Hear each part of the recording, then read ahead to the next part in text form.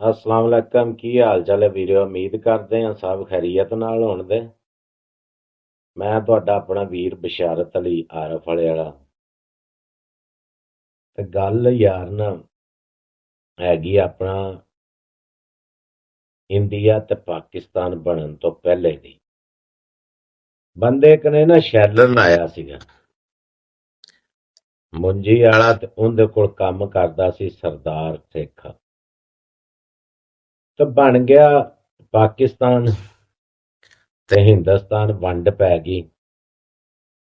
ते सरदार नूं जाना पै गया हिंदुस्तान दे विच कि ਜਿਹੜਾ ਉਹ ਆਪਣੇ ਦੇਸ਼ ਜਾ ਰਿਹਾ ਸੀ ਆਪਣਿਆਂ ਦੇ ਨਾਲ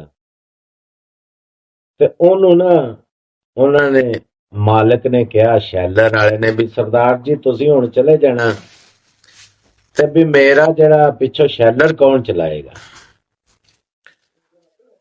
ਤੇ ਸਰਦਾਰ ਨੇ ਅੱਗੋਂ ਜਵਾਬ ਦਿੱਤਾ ਉਹਨੇ ਕਿਹਾ ਵੀ ਮੈਂ ਆ ਜਿਹੜਾ ਪਾਕਿਸਤਾਨੀ ਮੁੰਡਾ ਮੇਰਾ ਸ਼ਾਗਿਰਦ ਆਪਣੇ ਕੋਲ ਕੰਮ ਕਰਦਾ ਨਾ ਇਹ ਸ਼ੈਲਰ ਚਲਾਏਗਾ ਮੈਂ ਜਾਣਾ ਜੀ ਚਲੇ। ਉਹ ਮੁੰਡਾ ਕਹਿੰਦਾ ਵੀ ਉਸਤਾਦ ਜੀ ਮੈਨੂੰ ਤੁਸੀਂ ਕੰਮ ਕੋਈ ਨਹੀਂ ਦੱਸਿਆ ਤੇ ਸ਼ੈਲਰ ਕਿਵੇਂ ਚੱਲੇਗਾ। ਉਹਨੇ ਕਿਹਾ ਮੈਂ ਤੈਨੂੰ ਇਵੇਂ ਦਾ ਕੰਮ ਦੱਸਾਂਗਾ ਵੀ ਤੂੰ ਸ਼ੈਲਰ ਚੱਲੀ ਜਾਏਗਾ ਤੈਨੂੰ ਹੱਥ ਵੀ ਨਹੀਂ ਲਾਉਣਾ ਪਏਗਾ। ਉਹਨੇ ਕਿਹਾ ਹਾਂਜੀ ਦੱਸੋ ਉਸਤਾਦ ਜੀ। ਉਹ ਜਦੋਂ ਸਰਦਾਰ ਨੇ ਆਪਣੇ ਸ਼ਾਗਿਰਦ ਨੂੰ ਦੱਸਿਆ ਨਾ ਉਹਨੇ ਕਿਹਾ ਵੀ ਤੇਰੇ ਤੂੰ ਦੇਖਣਾ ਕਿ ਜਦੋਂ ਚੀਜ਼ ਕੋਈ ਤਿੜਕੀ ਹੈ ਜਾਂ ਟੁੱਟੀ ਹੈ ਜਾਂ ਕਿ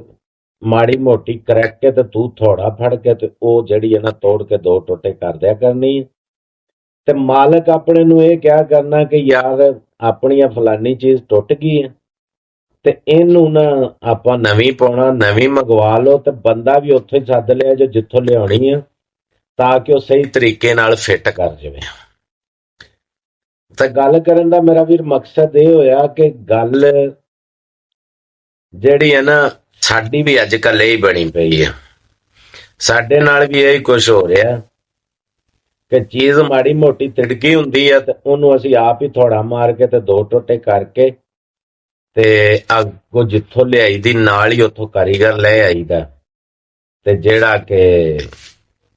ਸਮਾਨ ਚੱਲੀ ਜਾਂਦਾ ਫਿਰ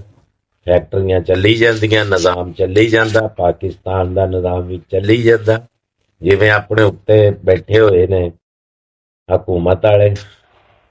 ਉਹ ਵੀ ਜਿਹੜੀ ਚੀਜ਼ ਮਾੜੀ ਮੋਟੀ ਕਰੈਕ ਹੁੰਦੀ ਆ ਥੋੜਾ ਮਾਰ ਕੇ ਦੋ ਟੋਟੇ ਕਰਦੇ ਆ ਤੇ ਅਗਲੀ ਲਿਆਣ ਕੇ ਨਵੀਂ ਉਹ ਪਾ ਦਿੰਦੇ ਆ ਤੇ ਪਾਕਿਸਤਾਨ ਚੱਲੀ ਜਾਂਦਾ।